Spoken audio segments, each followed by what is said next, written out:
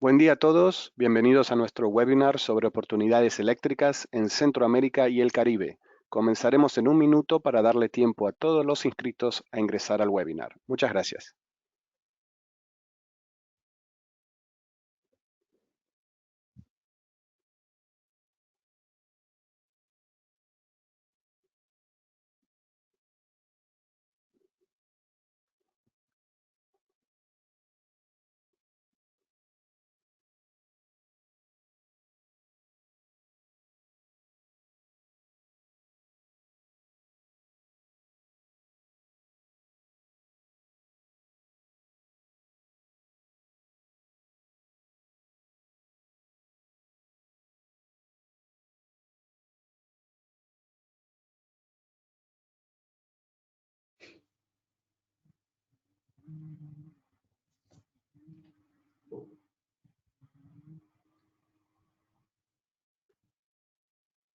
Buenos días a todos. Mi nombre es Sebastián Pérez Ferreiro, soy editor senior de BN Américas. Quiero darles la bienvenida a todos a este webinar en el que discutiremos las oportunidades y desafíos para el sector eléctrico en Centroamérica y el Caribe. Estamos acercándonos al final de un año difícil. Esperemos que todos se encuentren sanos y queremos que sigan cuidándose hasta que todo esto haya quedado atrás. Queremos dar un agradecimiento especial a todos los clientes de BN Américas, que desde sus casas y en situaciones complicadas han consumido este año mucho más de nuestro contenido que en años pasados. Es bueno saber que los estamos ayudando a comprender mejor el mundo de los negocios latinoamericanos en estos tiempos difíciles. César Iliano, nuestro director de contenido, les mostrará una serie de datos que surgen de nuestra propia base de proyectos y de recientes encuestas y reportes de BN Américas. Luego mantendrá una conversación con Carlos Viana, socio en White & Case, Miguel Lara, director de desarrollo en Atlas Renewable Energy, y Gianfranco Carasale, jefe de división de infraestructura y energía IDB Invest. Quisiera recordar a todos los participantes que sus micrófonos están apagados. Pueden hacer preguntas durante el webinar escribiéndolas en la caja que aparece en el costado derecho de sus pantallas. Entonces, los dejo con César. Buenos días a todos. Gracias, Sebastián, por la presentación. Gracias por estar todos aquí hoy. Quisiera comenzar con algo que hemos estado viendo en Benaméricas en los últimos meses. Si bien es usual que los mayores titulares sobre el avance de proyectos de generación en Latinoamérica vengan de las economías más grandes, hemos notado en Benaméricas en las últimas semanas cada vez más interés de nuestros clientes por lo que está ocurriendo en Centroamérica y el Caribe.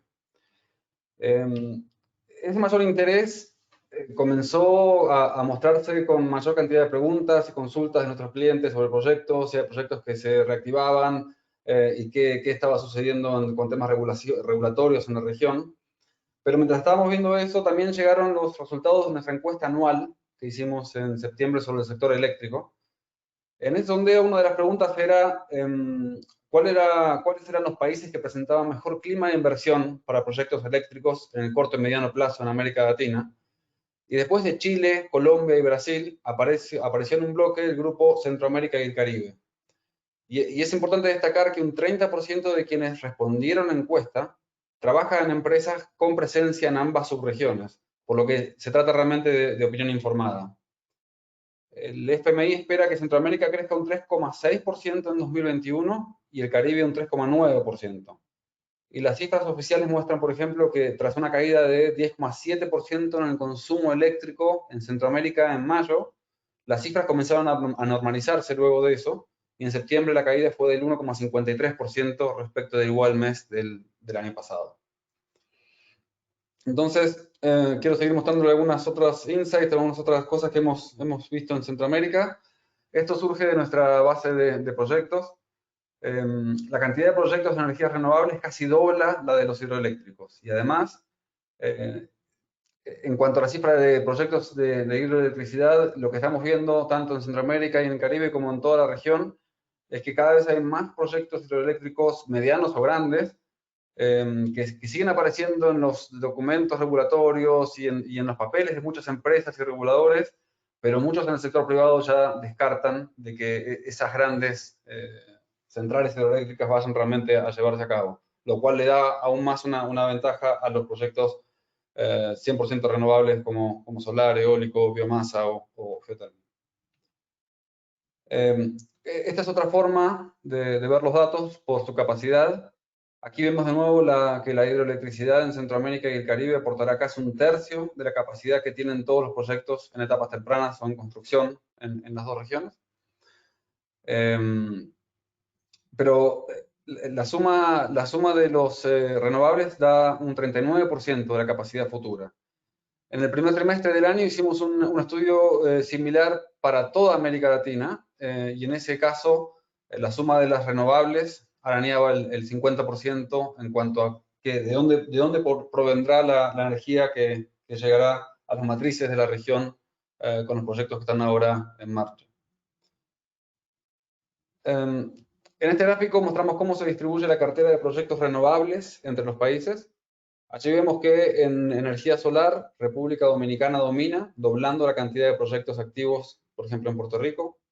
Recientemente publicamos un reportaje sobre los mayores proyectos solares en Centroamérica y el Caribe, y de los datos surgía que los 3 mayores parques en desarrollo de más de 100 megawatts están ubicados en República Dominicana.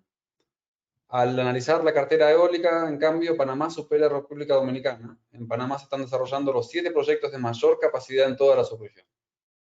A finales de 2019, Panamá contaba con una capacidad instalada de 270 megawatts de eólica, 194 de solar y 35 megawatts de solar en autoconsumo.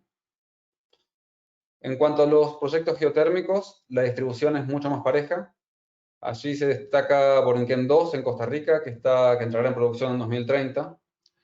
Entonces, lo que vemos en esta gráfica es que Centroamérica y el Caribe están en línea y hasta algo avanzados respecto de lo que se está esperando para el mundo. En su reciente informe de perspectivas perspectivas de la energía mundial de la Agencia Internacional de Energía, su escenario central, que toma en cuenta obviamente todas las intenciones y objetivos políticos ya anunciados por los países, se espera que a nivel mundial las energías renovables superen al carbón como medio principal de producción de electricidad para el año 2025. En ese mismo reporte, la agencia también dijo que espera que la cuota combinada mundial de energía fotovoltaica y eólica aumente hasta casi 30% en 2030, desde el 8% en 2019. Si miramos un poco el pipeline de proyectos hidro, Nicaragua lidera en parte gracias al proyecto San Pedro del Norte, que aún sigue en búsqueda de financiamiento, mientras que en Honduras el tornillito debería comenzar a operar en junio de 2022. Y por ejemplo en Guatemala, que solamente tiene 2 proyectos en desarrollo, recientemente el gobierno informó que tiene aún 38 diferentes cuencas hidrográficas que pueden ser aprovechadas para la generación de energía eléctrica limpia. En este otro slide vemos otra de las preguntas que hicimos en la encuesta anual de Benaméricas para la industria eléctrica, y allí aparecen como mejores fuentes para financiar proyectos de energía eléctrica los modelos de Project Finance y en segundo lugar los bancos multilaterales. Ya vamos a estar conversando sobre esto en el panel de discusión, pero aquí es interesante ver o comparar lo que se veía en la encuesta del año pasado. Allí, en esta misma pregunta, los bancos multilaterales no aparecían ni siquiera entre las 4 respuestas más populares. Esto podría estar dando alguna pista de cómo se estará moviendo el mercado y qué ha cambiado con todos estos meses de pandemia y de actividad más lenta. Y finalmente, quería mostrarles este slide que muestra un poco también cómo están pensando los ejecutivos, o a qué le temen los ejecutivos de la industria eléctrica en la región. Preguntamos cuál es la mayor amenaza tras la pandemia, y cuando empezamos a diseñar las preguntas de esta encuesta, para el equipo de Benaméricas era obvio que la primera respuesta iba a ser la segunda ola de COVID-19, pero no, para nuestra sorpresa, los viejos demonios de América Latina generan más temor entre los ejecutivos de las empresas del sector eléctrico que un rebrote de COVID. La incertidumbre legal o política, un mayor riesgo país o la mala planificación de los gobiernos están entre los 5 tópicos que generan más preocupación.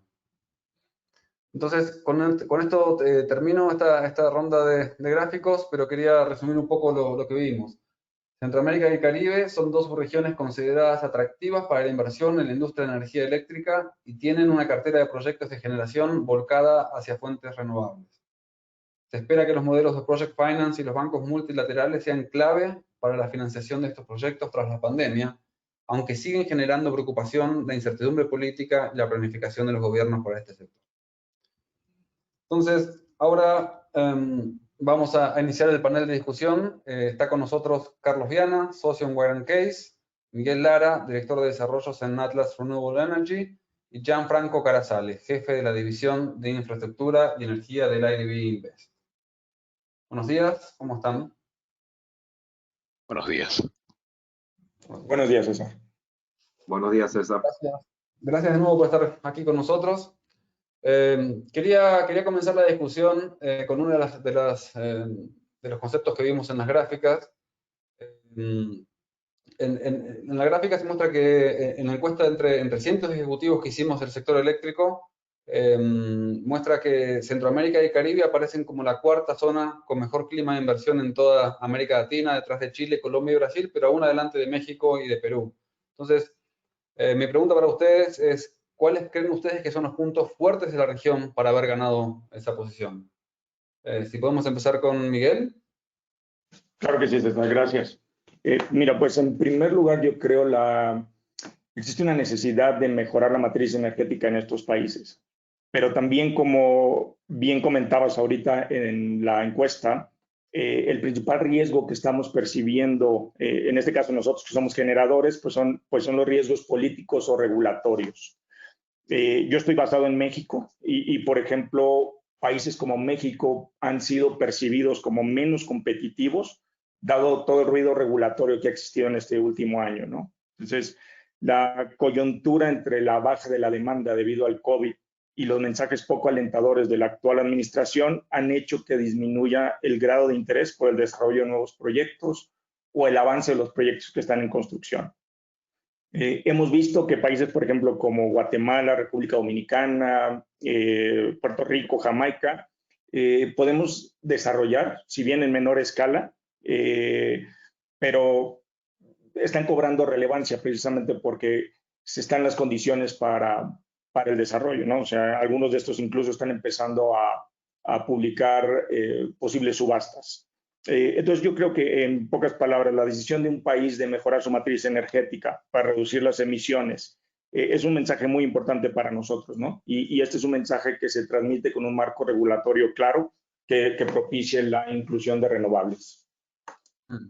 Gracias, gracias. Y Gianfranco, ¿cómo lo ven ustedes de IDB Invest? ¿Cuáles son los puntos que permitieron esta mejor visibilidad o mejor posición de la región? Bueno, a ver, primero, más que nada, nos entusiasma mucho que los ejecutivos que invierten en el sector de renovables y en energía en general estén mirando a Centroamérica y el Caribe con mayor atención. Para BidInvest es una región de muchísima prioridad para nosotros, para poder identificar operaciones y estar disponibles para proveerles financiamiento. Creo que Centroamérica es un variopinto en el sentido de que son muchísimos países, Centroamérica y el Caribe, con lo cual es bastante difícil agruparlos en una sola y hacer una sola análisis general a todos los países. Creo que si hay áreas en comunes dentro de los países que son economías chicas y donde los proyectos tienden a ser de menor tamaño vis a vis a los proyectos que uno puede ver en Brasil, que puedes encontrar en México y en otras jurisdicciones, donde tenés mayores economías de escalas y los costos transaccionales son menores.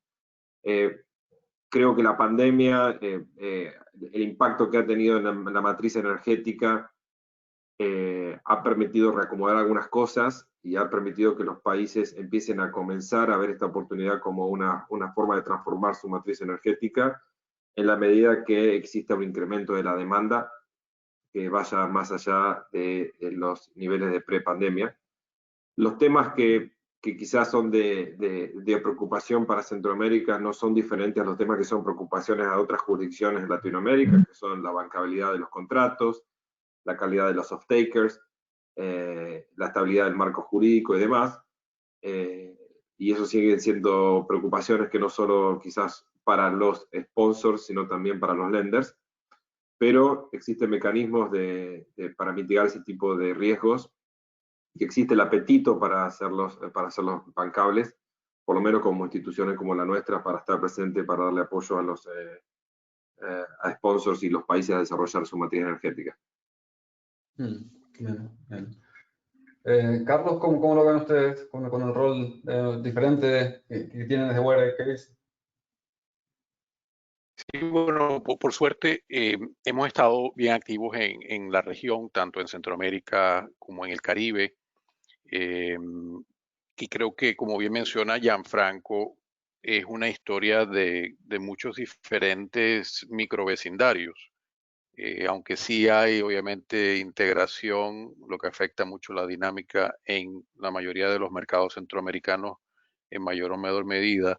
También tienes mercados que están aislados, que sí tienen unas realidades de necesidad de suministro por razones históricas o razones coyunturales que son un tanto irrespectivas de la pandemia, como pudiera ser el caso de República Dominicana y Puerto Rico, donde realmente hay una alta concentración de las oportunidades, creo que en lo que ustedes han analizado, y donde sí vemos bastante interés en el caso de Puerto Rico, pues porque pareciera estar estabilizándose la situación de los off-takers y abriéndose una oportunidad de privatización importante como estrategia en parte de activación fiscal.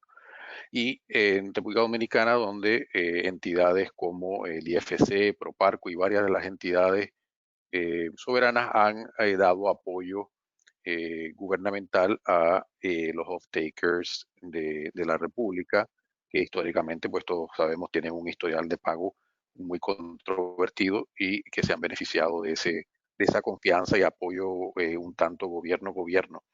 En el caso de Centroamérica, pues en realidad habría que meterse en el caso de cada país. Eh, obviamente Guatemala y El Salvador han hecho un trabajo importante de manejo y liderazgo en la región.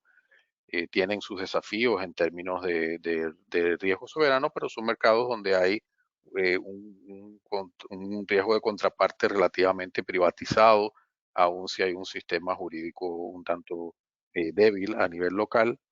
Y Costa Rica obviamente sigue muy en una visión estatista, Honduras muy complicada con la agresividad de sus impulsos iniciales, y Panamá pues obviamente dando en el ámbito de proyectos de menor cabida, oportunidad para hacer buena plata en el mercado centroamericano de spot, ¿no? Con microgeneración y suministro. O sea que hay que mirarlo de verdad como un tanto una sábana de retazos.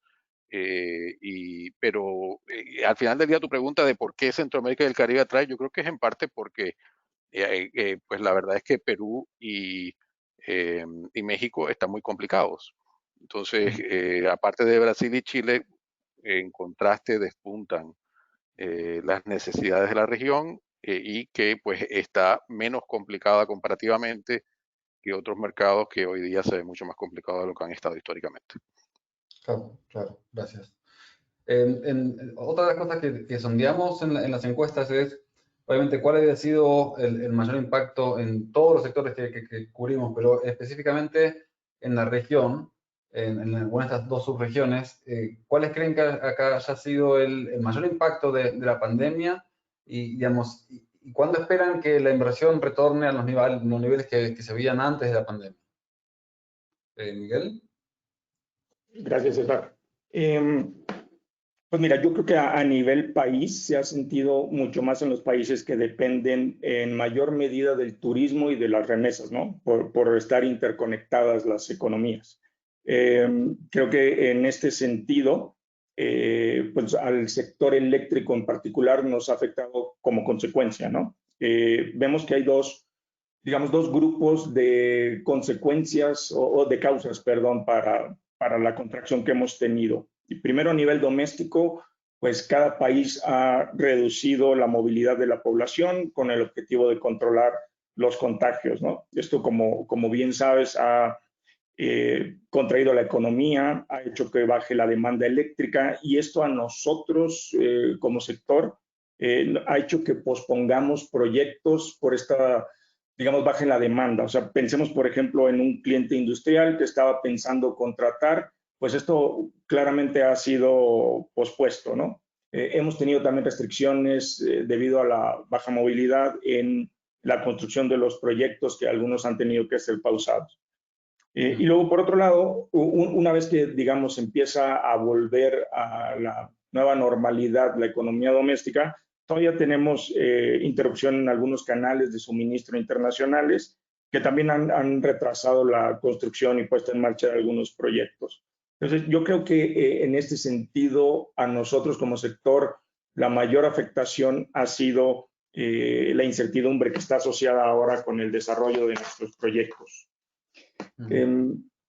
Respecto de cuándo esperamos que regrese esto a los niveles de inversión precontingencia, la verdad es que no tengo una respuesta que sea tangible, ¿no? Creo que todavía no tenemos claro cuándo va a suceder esto.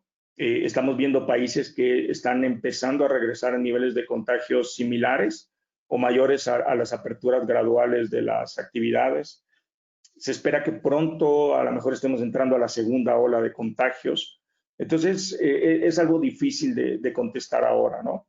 Creo que la recuperación no se va a dar hasta que podamos regresar a los niveles de actividad que teníamos antes, y aún así esperaríamos que los fondos disponibles de financiamiento, por ejemplo, estén enfocados en fortalecer los sistemas de salud en el corto plazo. A mediano plazo sí vemos una oportunidad importante para que todos los trabajos asociados al desarrollo de energías renovables pues, se puedan volver un motor de desarrollo importante. Si tuviera que contestarte una fecha así específica, yo esperaría que fuera durante 2022. Ok. Muchas gracias. Gianfranco. A ver, no mucho más para complementar lo que dice Miguel. Creo que la región es muy dependiente, particularmente el Caribe es muy dependiente del turismo, y hasta que no se se levanten las restricciones para viajes y la gente vuelva a tener la confianza y la tranquilidad para poder viajar, va a ser difícil pronosticar que los niveles de consumo de energía o de actividad vuelvan a los niveles prepandemia. Así que va a ser clave de alguna manera, supongo yo, el hecho de la vacuna, la aparición de la vacuna y la aceptación de la gente sobre la vacuna, y que eso a su vez también incentive a la gente a volver a viajar y a visitar los países. Eso no solamente aplica al Caribe, sino a algunas también jurisdicciones de Centroamérica, como que dependen mucho también del turismo, como por ejemplo Costa Rica. También la depresión económica a nivel mundial, la caída de la demanda agregada a nivel mundial, lo que hace también es que todo lo que es maquila y exportaciones está sufriendo, con lo cual la demanda industrial por energía ha caído abruptamente, y que se ha reemplazado parcialmente por el incremento de la demanda residencial. Al quedarte en tu casa todo el día con la luz prendida, incrementas la demanda residencial, que hace que no tengas tantos picos de demanda durante el día y que sea una demanda un poco más estable, y que de alguna manera favorezca la consolidación de una matriz energética que no sea con peaking plants y demás, ¿no?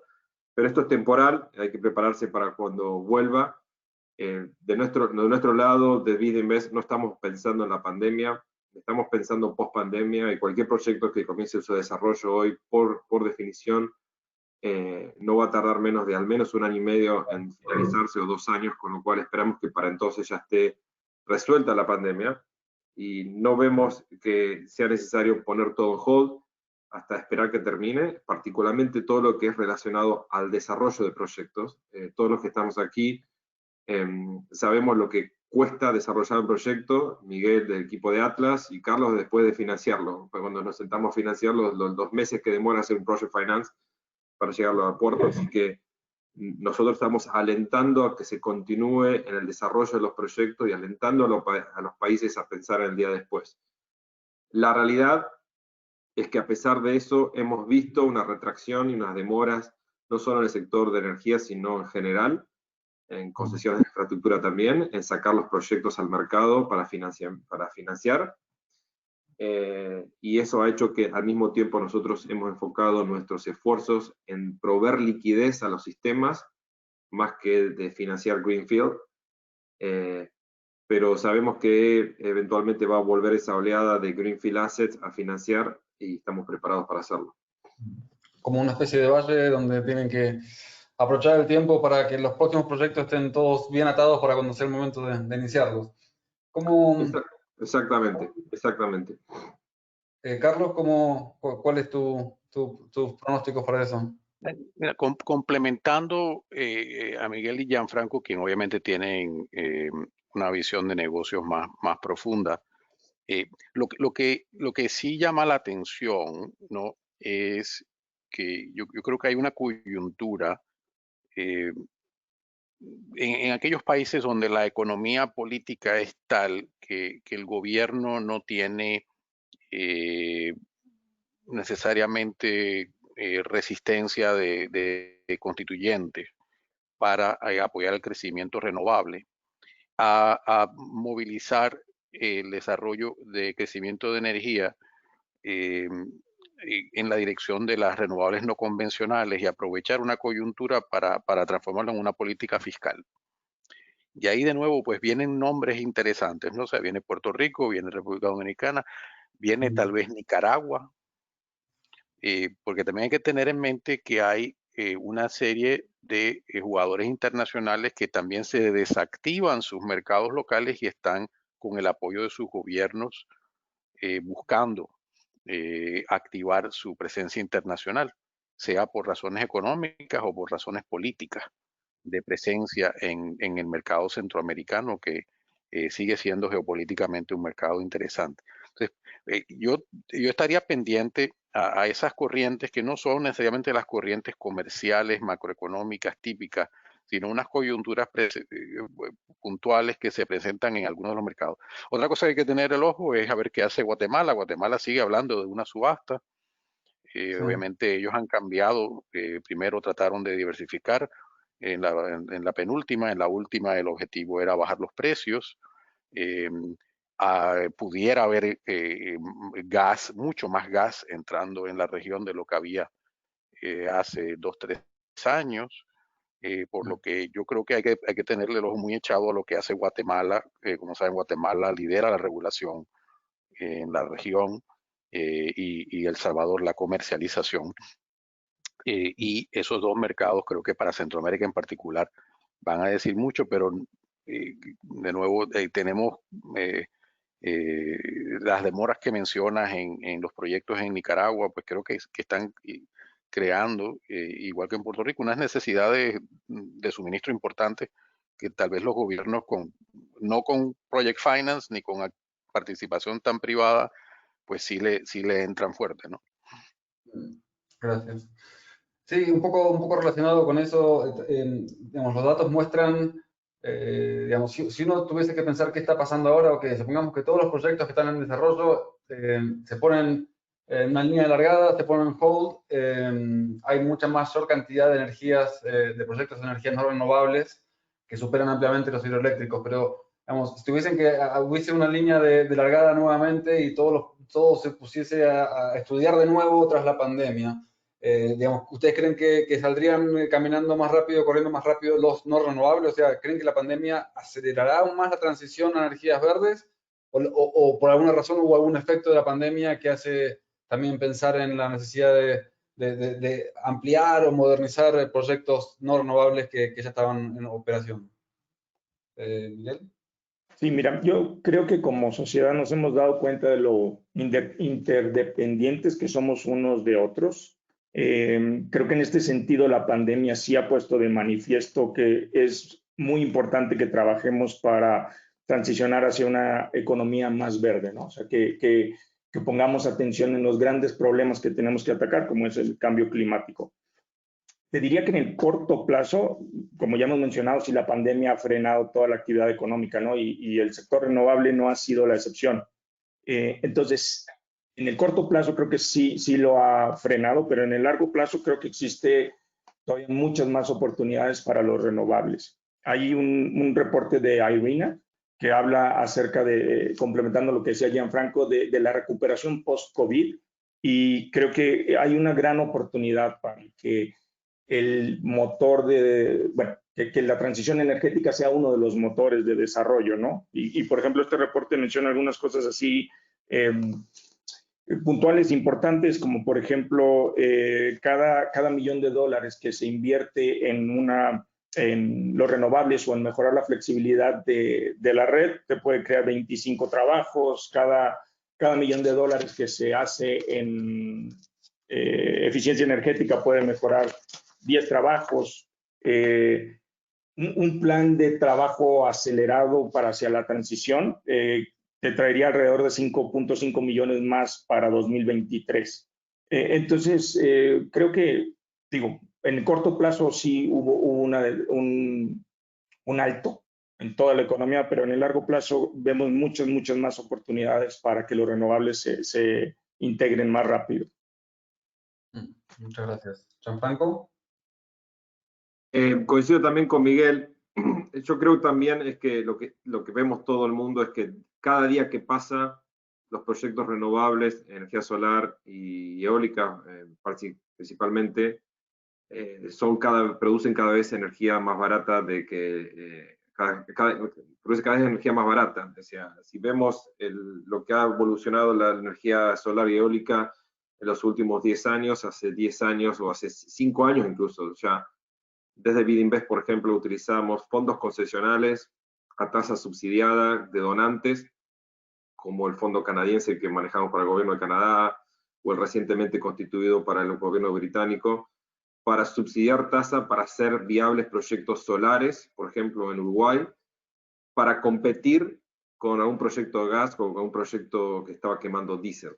Hoy por hoy, la energía solar produce la energía más barata, obviamente cuando uno compara kilowatt hora por kilowatt hora, y el desafío es cómo inyectar energía de base en la región. Entonces creo que hoy por hoy la matriz energética, cualquier expansión más allá de la necesidad de energía de base, para la cual la integración regional sigue siendo una necesidad, naturalmente la primera opción va a ser energías renovables, empezando por solar, particularmente Centroamérica y el Caribe. Entonces creo que esa tendencia se va acentuando y sinceramente no creo que sea producto de la pandemia o gracias a la pandemia. Creo que lo que le dio la pandemia es un frenazo a la demanda que hace que haya pasado un año sin necesidad de incrementar la capacidad instalada y hace que este año ya todavía la energía renovable continúe siendo más barata y se siga profundizando la diferencia entre lo que es una energía renovable versus otra alternativa. Nosotros vemos con mucho placer de alguna manera que entre todos los proyectos detectados en la región que podrían desarrollarse, solo 2 son para el carbón. Nos gustaría que esos proyectos no sucedieran en términos de cambio climático y que se encuentre una forma de reemplazarlos, ya sea por geotermia, si la necesidad es una energía de base, o una mayor integración regional dentro de los países para hacer que el CIEPAC funcione a toda su dimensión y que permita los intercambios necesarios para justamente evitar que cada país tenga que desarrollar toda la necesidad de energía de base, sino que se vea esto de alguna forma como un desarrollo regional. Hacia adelante, creemos que el desafío que nos estamos encontrando, y no le va a gustar a Carlos lo que voy a decir, es cómo hacemos para financiar proyectos Project Finance, reduciendo los transaction costs. Hoy por hoy, cuando uno financia un proyecto de 100 megas solares, puede absorber costos de transaccionales que llevan una estructura de Project Finance entre consultores y abogados. Cuando uno reduce la escala de esos proyectos, hoy un proyecto de 10 megas, quizás tú, Miguel, nos puedes corregir, dar el dato concreto, pero un 10 megas solar nos puede llegar a salir $9 millones. Y lo que estamos viendo en la región, en el Caribe, que se va a venir en el futuro, más allá de los proyectos de República Dominicana, que son más grandes, para que todos los países, particularmente los países chicos del Caribe, se beneficien de la tecnología solar, tenemos que encontrar una forma de hacer Project Finance de forma transaccionalmente que sea relativamente mucho más barato para los sponsors que lo que es. Entonces, queremos abordar esto desde Bidinvest a través de una iniciativa para tratar de bajar los costos transaccionales para permitir que la manera sea económicamente viable y que el costo transaccional no se produzca una carga o que demore del deployment de estos proyectos en el Caribe. Carlos, te dejaron el debate abierto. Sí, bueno, creo que me tenían como a Trump en mute, si no ya hubiera interrumpido, pero... no, mire, yo creo que lo que Gianfranco menciona es interesante, y si miramos a los mercados donde se han logrado esas eficiencias transaccionales como Estados Unidos y el sur de Europa en el contexto, pues, ¿qué es lo que lleva a esas eficiencias? O sea, yo diría, en el sur de Europa o Estados Unidos cuesta, en términos asesores, cercano de una tercera parte de lo que cuesta en Latinoamérica hacer estos proyectos.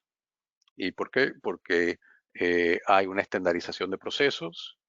Los acreedores e inversionistas tienen que ser inversionistas comerciales competitivos, con procesos muy ágiles y muy llevados por relaciones con desarrolladores, donde hay mucho más fuerza de negociación en los desarrolladores por el volumen de transacción que le generan a las instituciones financieras privadas.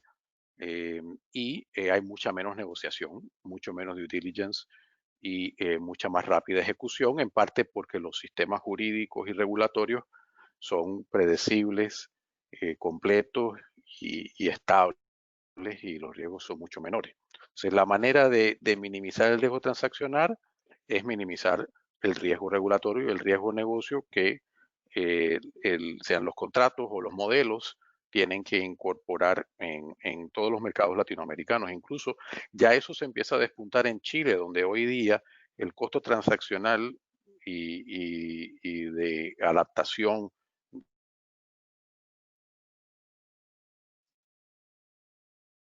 Hola, Carlos, te perdimos, creo.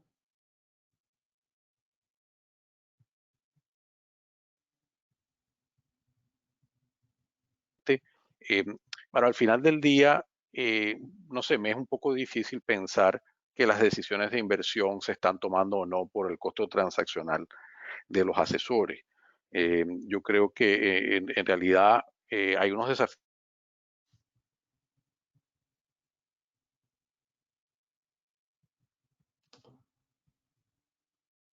Carlos, te estamos perdiendo. ¿Estás ahí? No sé si el resto lo está escuchando.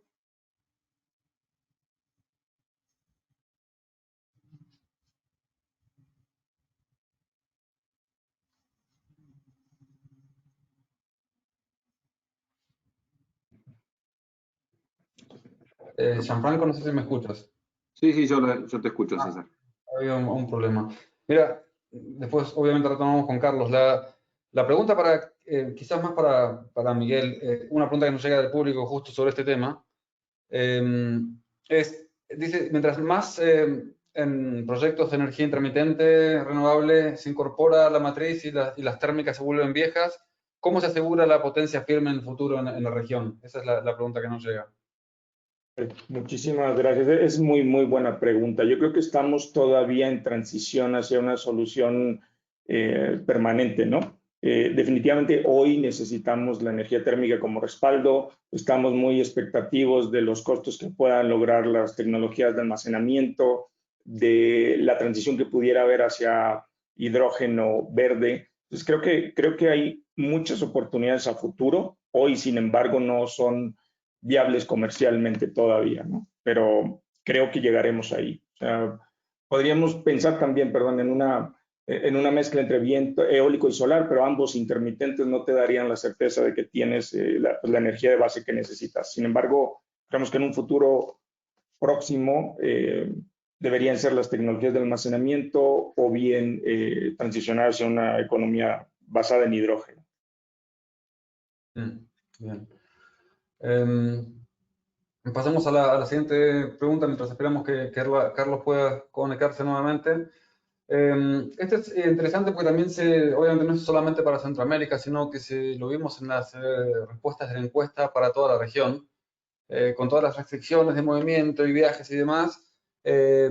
Todos contestaron por porcentajes muy altos que creían que los volúmenes de contratación de proveedores locales para proyectos eléctricos iba a crecer fuertemente después de la pandemia.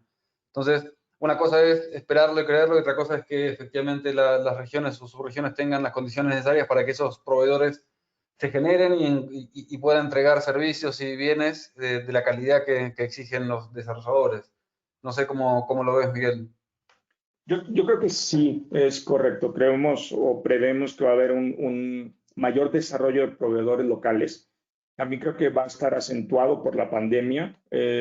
Si volteamos a ver lo que está pasando, es mucha la gente que ha perdido trabajos y que está en una condición vulnerable.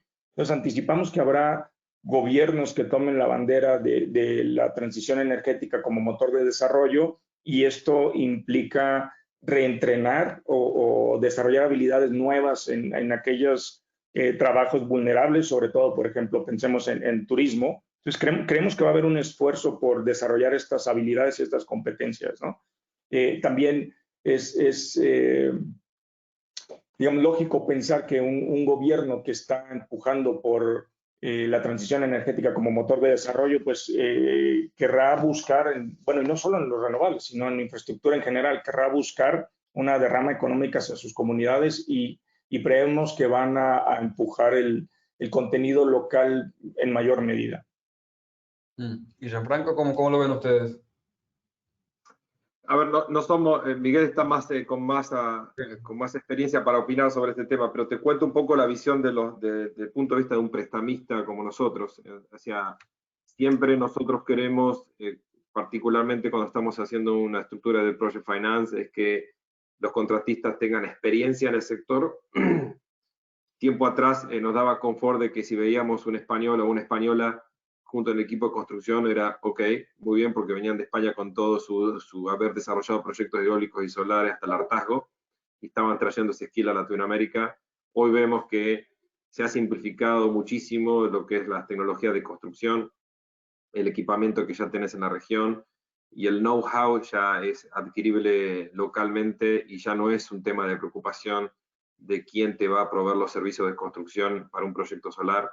Sigue siendo obviamente el EPC contrato relevante, pero el personal y demás, el equipo técnico, siempre logramos que haga sourcing local, y los servicios en algunos equipamientos, obviamente, en la medida que exista localmente, los favorecemos también su desarrollo, siempre que también sea aceptable a los sponsors. Entonces, vemos que la industria renovables, en particular solar y eólica, se ha consolidado tanto que ya no es un desafío el skill.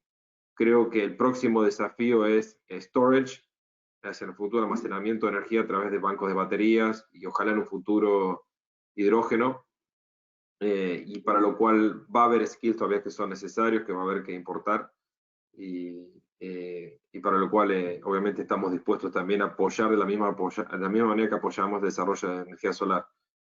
Quizás también un poco comentar lo que es energía de base, la pregunta anterior. Nosotros todavía consideramos que estamos en una fase de transición, queremos evitar y queremos que se desarrollen proyectos de carbón, de diésel, de bunker, que son altamente contaminantes, pero sabemos que tener una energía de base es clave para la región. A diferencia de otros lugares, Centroamérica tiene el privilegio de tener buenas fuentes geotérmicas, lo cual requiere muchísimo equity para ser desarrollado, y eso ya es el principal desafío para hacerlo.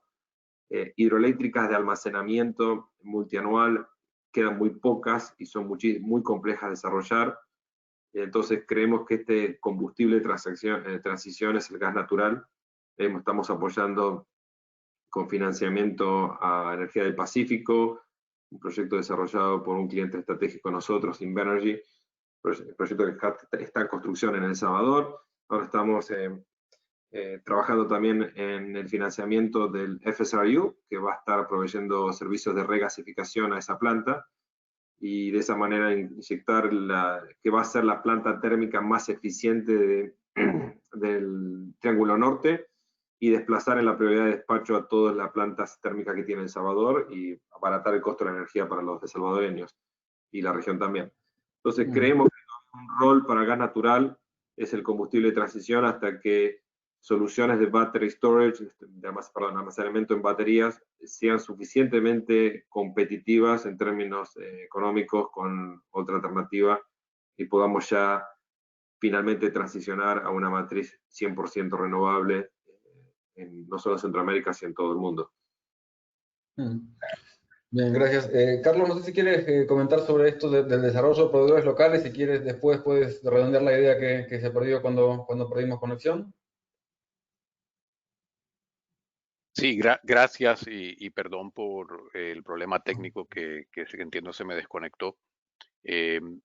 Mira, yo no sé dónde me quedé en la pregunta anterior, pero creo que, de nuevo, básicamente es enfatizar que al final de la decisión de inversión sí se pueden abaratar los costos, hay manera de hacerlo. Creo que para Centroamérica y el Caribe es poco probable que eso sea algo viable, dadas las estructuras de esos mercados y los riesgos de esos mercados y las necesidades de los inversionistas en esos mercados en el mediano o corto plazo, y que más bien tiene que estar dirigido a, en la medida y las agendas de energía que quieran llevar los gobiernos y a qué constituyentes quieran responder los gobiernos, dada la complejidad de pues la influencia de uno u otros constituyentes en cada uno de los países en la región. En términos de esta última pregunta del desarrollo, si me pudieras rearticular la pregunta, te lo agradecería. Sí, decíamos que en la encuesta para toda la región surgió que tras la pandemia, por todas las restricciones que hay en movimiento y demás, todo el mundo veía un aumento en los volúmenes de contratación de proveedores locales, pero mi pregunta era, bueno, una cosa es que se espere eso y otra cosa es que estén dadas las condiciones en Centroamérica y el Caribe para que se generen esos proveedores locales que entreguen servicios y productos en la calidad y en el tiempo que requieren los proyectos. Sí, bueno, nuestra experiencia es que los proyectos que estaban en vías de desarrollo y construcción han seguido adelante. Estamos involucrados en varios proyectos en República Dominicana que no han experimentado demoras significativas. Ese también es el caso. Estamos apoyando a Invenergy en el proyecto que mencionó Gianfranco. Somos llevando con ellos el lado de desarrollo y el lado de construcción.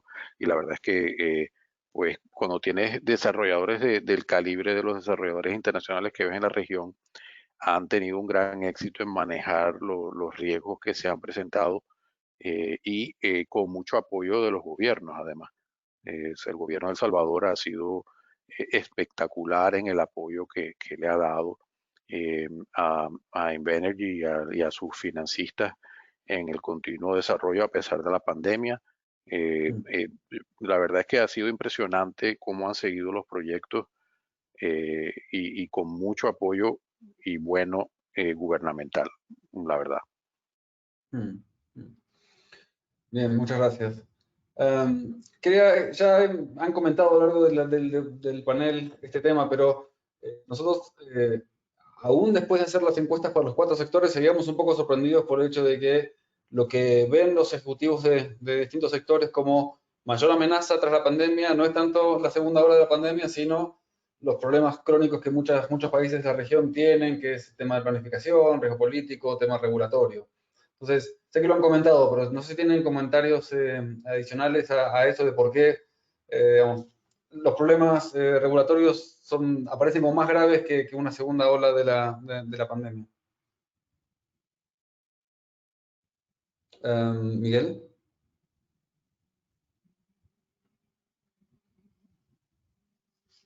¿También, Miguel? No, está ahí escuchando. A ver, si quieres, empieza tú, Gianfranco. A ver, César, yo sinceramente desde un punto de vista de lender, yo no veo grandes problemas regulatorios en la región. Creo que Costa Rica tiene un marco regulatorio que quizá no es el ideal, pero es un marco regulatorio estable. Uno no puede estar de acuerdo o desacuerdo de la forma en que opera el mercado energético de Costa Rica, pero ha operado así hace muchísimo tiempo y dudo de que exista gente que pueda decir que no existe un marco regulatorio inestable que no permite la inversión. En El Salvador ha sido un ejemplo justamente de la estabilidad del marco regulatorio. Ha sido una reforma en 1996 y ha sido un país que tiene participación privada en distribución y generación y que ha permitido que proyectos como el de Energía del Pacífico sean viables, y han atraído una empresa como Invenergy, que es el mayor desarrollador de proyectos de energía renovable de Norteamérica, incluyendo Canadá y Estados Unidos, y que decida invertir cientos de millones de dólares en El Salvador. Una jugada, la verdad que una apuesta muy, muy importante al país, y que el país ha respondido favorablemente, apoyando el desarrollo del proyecto con la paciencia que ha tenido también el gobierno, la flexibilidad para acomodar a atender las necesidades de la pandemia, y todo ajustar también todo lo que ha sido necesario para desarrollar el primer proyecto con una FSRU que va a estar anclado fuera del puerto Cajutla. Y en general, Panamá es lo mismo y demás. Yo creo que lo que sucede de alguna manera es la preocupación general que la pandemia ha deteriorado la calidad crediticia de los off-takers en general, y eso siempre es una preocupación para atraer financistas, comerciales particularmente. Nosotros no tenemos, obviamente tenemos la preocupación normal de un barco, pero no seguimos teniendo apetito de riesgo en la región. Pero es normal de que exista ese tipo de preocupación. No vemos que la calidad crediticia final sea un detrimento para que exista apetito de equity. La realidad es cuando aparece una licitación en cualquier país, siempre existe equity disponible a ser invertido en estos países, por más que un off-taker sea B-. Si hay algo, lo que hay que ser muy cuidadoso también, y nosotros en particular lo hemos sido, cuando vemos que los contratos no son económicamente viables. En su momento no financiamos en Honduras ningún proyecto solar porque veíamos que los precios de los PPAs eran insostenibles en el largo plazo, y decidimos no participar, y vemos la realidad que está sucediendo, de que hay que, por una cuestión simple de sostenibilidad del marco del sistema energético, hay que reestructurar todo, hay que reestructurar el sector para ser viable, ¿no? Entonces, hay una manera de que los proyectos que estés apoyando ayuden a bajar el costo de electricidad para el país, sean congruentes con la estabilidad económica financiera de todo el sector, y mientras eso se cumpla, no hemos visto grandes problemas de inestabilidad regulatoria. Lo que idealmente sería para los países, lo que idealmente sería para atraer mayor inversiones, tener programas de desarrollos ya con preanticipación de proyectos renovables, que uno sepa, por ejemplo, que todos los años el país X va a licitar tantos megawatts de energía. Entonces, esa es la forma de atraer, y que empresas como Atlas tengan un equipo dedicado para seguir la región y estar atentos a sabiendas de que va a haber continuamente proyectos siendo entregados al mercado, y eso lo que hace es atraer muchísima competencia por los contratos, por los proyectos, y bajar el costo de la energía para los países, ¿no? Claro. Y esa programación. Y Miguel, ¿cómo lo ves desde el lado comercial? Bueno, coincido completamente, ¿no? Y digamos que el marco regulatorio es la base, es lo que nosotros usamos para tomar una decisión de inversión. Entonces, tiene que estar claro cómo participamos, cómo desarrollamos, operamos activos en un país, ¿no? Pero, como decía Gianfranco, también tiene que haber una voluntad que se transforma o se transmite en un plan claro de cómo se va a desarrollar el sistema eléctrico de un país. O sea, tenemos que tener visibilidad de los planes de adiciones y retiros, cuándo va un país a retirar centrales que ya no son muy eficientes. Tenemos que ver señales de cómo está creciendo la red de transmisión para poder llevar energía de los centros de producciones a los centros de consumo. En resumen, o sea, sí es muy importante el marco regulatorio, pero creo que igual de importante es la voluntad y el plan ordenado para el desarrollo del sistema eléctrico de un país. Bien. ¿Y Carlos, cómo lo ves? No, de acuerdo con Miguel y Gianfranco, creo que Honduras y Costa Rica son probablemente los dos que pudieran tener, no necesariamente desafíos regulatorios, pero que presentan un marco menos atractivo hoy día a nueva inversión. Ahora, creo que también Nicaragua hay que hacer notar que para muchos desarrolladores e inversionistas, Nicaragua no es un mercado necesariamente que presenta una matriz de riesgos aceptable. Sin embargo, en la región en general creo que se beneficia de una dinámica bien importante, que es que en la geopolítica global, Centroamérica sigue repuntando por su vínculo físico a Estados Unidos a través de México, y pues por el juego geopolítico más amplio, un escenario donde hay mucho apoyo gubernamental, gobierno a gobierno, y mucha voluntad de crear nuevas relaciones gobierno-gobierno, que lo estamos viendo. Y hay una coyuntura importante entre eso y una política económica europea de expansión a mercados emergentes. Se pudieran surgir oportunidades y coyunturas interesantes, un poco que mejoren las matrices de riesgo. Yo creo que, por ejemplo, el apoyo del gobierno estadounidense a través de la embajada en El Salvador, y del gobierno del nuevo presidente, bueno, relativamente nuevo presidente en El Salvador, y el apoyo que le han dado al proyecto de Invenergy en El Salvador ha sido importante para navegar pues matrices de riesgo que en otros contextos pudieran ser más volátiles de lo que son cuando hay estos vínculos gobierno a gobierno en la región. Y no necesariamente tiene que ser con Estados Unidos. Obviamente hay una multiplicidad de jugadores en el escenario geopolítico global que están interesados en fortalecer presencia, relaciones, desarrollo, crecimiento en Centroamérica. Gracias, nos estamos quedando sin tiempo, pero quería aprovechar para, estuve mirando, hay varias preguntas del público que después se las voy a compartir, pero hay una que es interesante que dice, la interconexión de la red en Centroamérica genera el problema de que los países van a querer producir y vender a la matriz, pero no depender en los precios que le ponen los otros países. ¿Cómo se puede fomentar la cooperación entre la región y que se tengan precios accesibles y similares para todos? No sé, Miguel, ¿qué tienes? Sí, estoy pensando todavía. Sí, básicamente lo que estamos hablando son como problemas de congestión y tú vas a querer vender, obviamente, aprovechando mejores precios, pero no necesariamente comprando no tengo una respuesta clara. Lo más cercano que pensaría sería pues pensar en una especie de despacho regional, ¿no? Donde pudieras tener precios similares, porque tienes un despacho ordenado en la región, pero creo que es complicado. Es algo para pensar y para llevar a cabo para mejorar la oferta de energía en la región. Pero muy buena pregunta. Bueno, no sé si Gianfranco o Carlos tienen un pensamiento sobre esto. Igual, como dije, las voy a compartir, pero nos estamos quedando sin tiempo.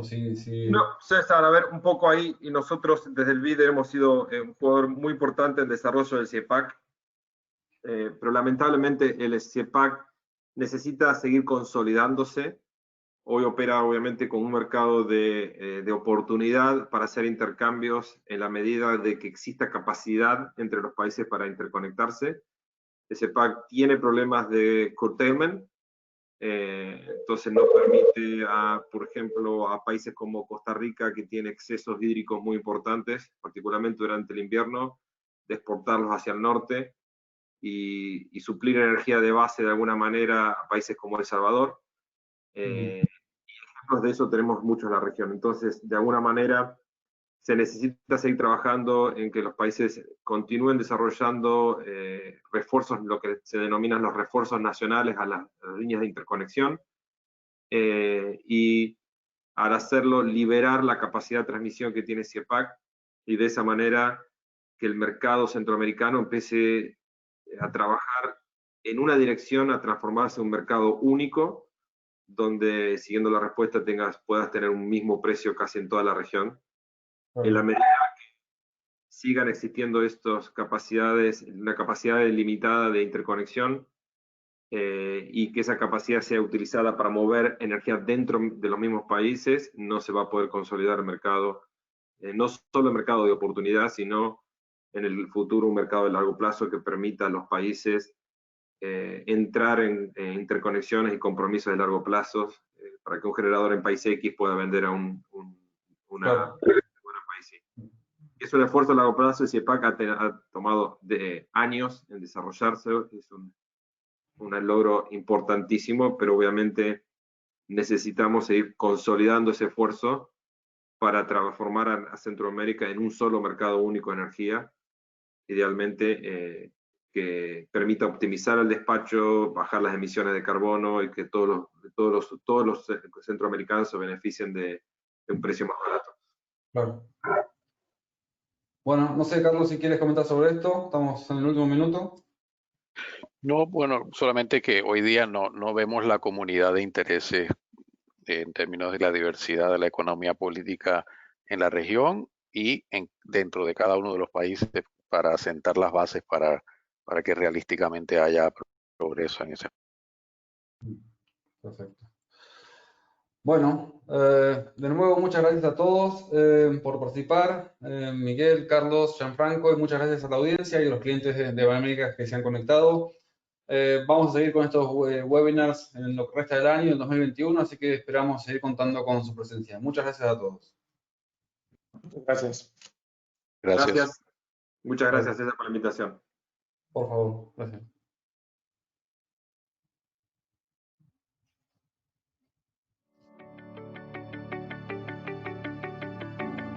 Los clientes cambian, los negocios cambian, el mundo se transforma más rápido que nunca y las oportunidades están ahí, esperándonos. Más de 20 años de innovación nos han convertido en la solución líder de inteligencia de negocios de Latinoamérica. BN Américas es una plataforma especializada en noticias, proyectos, perfiles de empresas, contactos clave, análisis, riesgo político y más, todo en un mismo lugar. Cada día, más de 50 periodistas y especialistas en terreno analizan las industrias más importantes de la región. Explora los proyectos donde están las oportunidades para tu negocio. Encuentra las compañías que están participando en esos proyectos y conéctate con quienes toman las decisiones importantes. Toma las mejores decisiones de negocio con información precisa sobre las industrias que mueven la economía de Latinoamérica. Accede a miles de noticias con novedades sobre proyectos, regulaciones e inversiones. Sigue las tendencias, conoce los riesgos y oportunidades para tu negocio, accediendo a los análisis y reportes de nuestros especialistas que cubren toda la región. Redefine tu estrategia de negocio y decide tus próximos pasos hacia el éxito. BN Américas. Conectando oportunidades.